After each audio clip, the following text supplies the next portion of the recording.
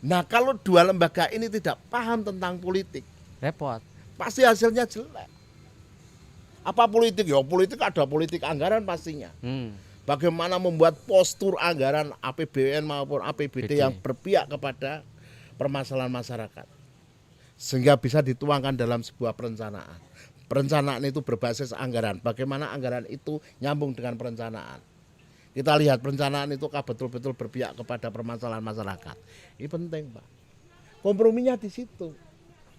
Nah, kalau kedua lembaga ini tidak pernah memahami fungsi, pasti akan menghasilkan sesuatu yang tidak baik. Pasti.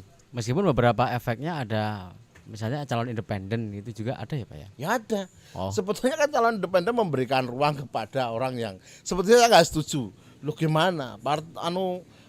Bentuk ya sistem konstitusinya negara gitu loh. konstitusinya gimana kok pakai independen? Aha. Ya kan? Ya. Kalau mau independen, dia tidak mendapatkan dukungan politik, di mana di dalam dewan misalnya, dia tidak mendapatkan dukungan fraksi-fraksi, di mana itu adalah utusan partai politik, ya dia pasti nggak jalan. Ya. Pasti nggak jalan. Meskipun di masyarakat barangkali banyak pemilihnya kemudian jadi gitu ya Pak ya. Tapi ketika di legislatif juga repot juga. Repot juga, karena ini harus ketemu Pak. Ya, betul. Dia harus ketemu. Kalau dia tidak berasal dari partai, pasti goncang. Karena apa keberpihakan saya? Benar loh. Ya kan? Yes. Itu. Dan dia minoritas di sana mungkin Pak ya. Oh pasti. Ya tadi itu loh.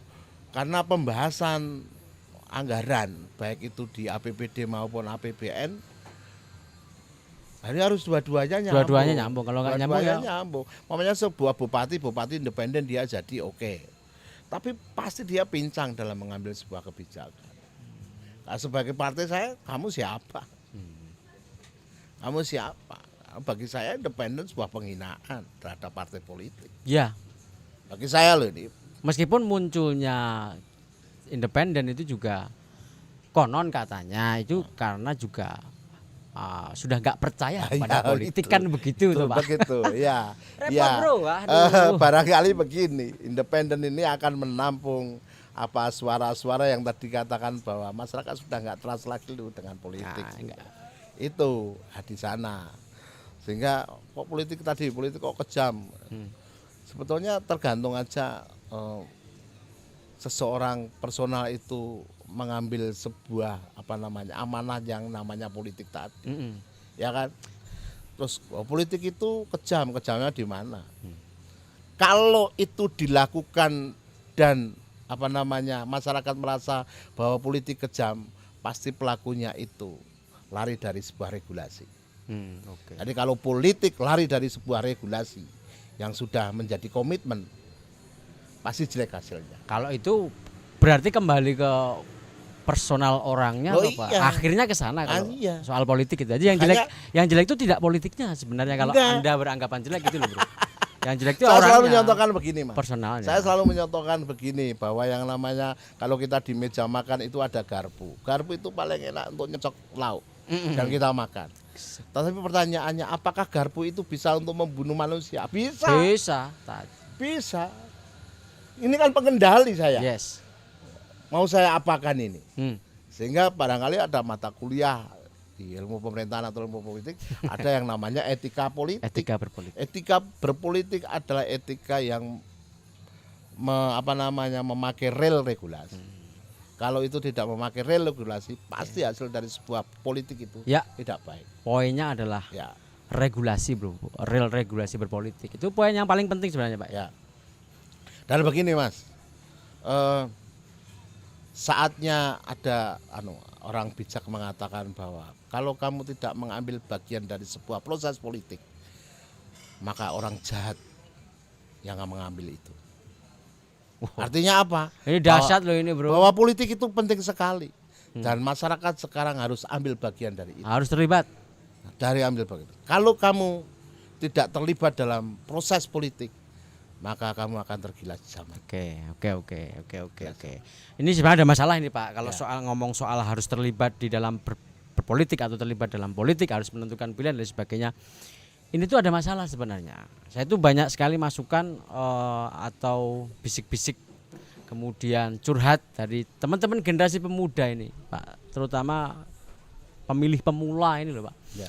Pemilih pemula ini karena satu memang kurang edukasi soal politik, yang kedua memang tidak pernah belajar politik secara komprehensif mendalam, sehingga mereka tuh gampang sekali terpengaruh oleh sosial media, YouTube dan lain sebagainya, terpengaruh betul oleh 2019 kemarin hiruk pikuk di televisi, sehingga teman-teman muda ini semacam mengalami distorsi kepercayaan, rusak kepercayaannya terhadap politik. Itu kan kabar yang sedikit merepotkan. Saya justru malah takut ini gimana ya masa depan demokrasi kita kalau anak-anak muda kita sudah menganggap seperti yang disampaikan Pak Dwi tadi, bahwa politik itu kotor, politik itu ya kayak gitu, bertengkar. 2019 kan hiruk pikuk ya. Ada apa? Cebong ya, Kak ya, cebong, ada kemudian kampret. Seolah-olah tuh masyarakat itu terpecah, saling menghujat, saling mengkritik, bahkan kritiknya tuh kritik nggak logis. Lagi-lagi kubu sana menyerang kubu B menyerang kubu A gitu. Sampai isu komunis muncul, isu radikalisme Islam muncul dan sebagainya. Itu tuh menimbulkan generasi muda itu stres gitu loh, bro. Stres. Ya. Ya. Gimana ini politik? Apakah sekejam itu, Pak? Kalau boleh saya mengatakan, ya ini potret dari ketidakmapanan kita berpolitik. Ketidakmapanan. Ya kadang-kadang kan begini, melihat yang itu dikatakan tokoh pejabat yang ngomongnya ngomongnya tidak memberikan kenyamanan, stabilitas kenyamanan secara psikologis gitu. Itu ya ini potret kita gitu loh. Makanya tadi saya lebih cenderung itu kembali kepada masa Orde Baru. Pemilihan presiden ya dipilih oleh DPR. Toh juga DPR itu juga wakilnya. Ya, gubernur dan wali kota bupati DPR. Jadi, kalau sekarang dipilih langsung menurut saya gimana? Nah, ini sebetulnya proses untuk mendiskualifikasi partai. Bahwa yang namanya anggota dewan itu representasi dari siapa? Rakyat. Jadi pemilu itu dilakukan untuk legislatif saja. Tapi ada ya. Sehingga ketika presiden ya dipilih oleh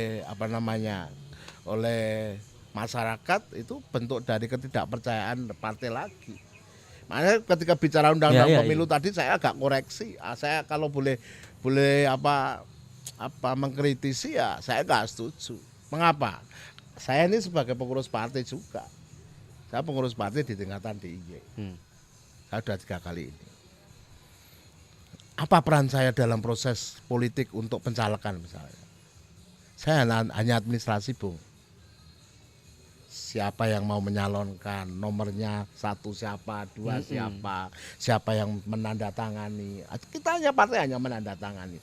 Setelah itu diserahkan kepada KPU.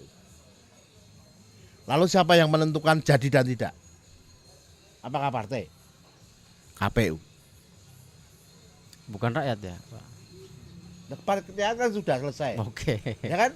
Tetapi kalau dulu, ya kan, tinggal berapa jumlah partai itu mendapatkan, dapat berapa kursi, siapa yang harus jadi partai.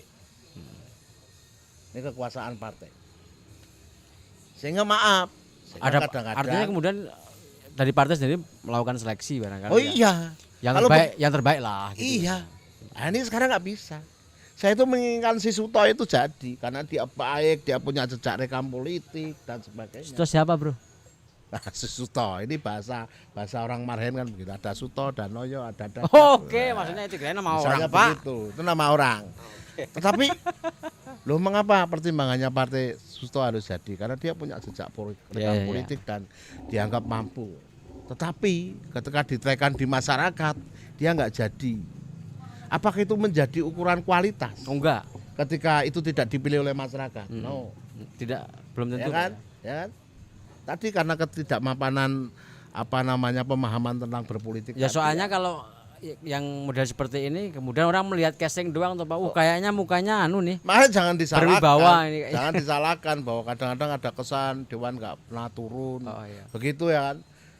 Ya, kadang-kadang ini salah dewan belum tentu. Kadang-kadang masyarakat juga itu selalu diadvokasi selama 5 tahun.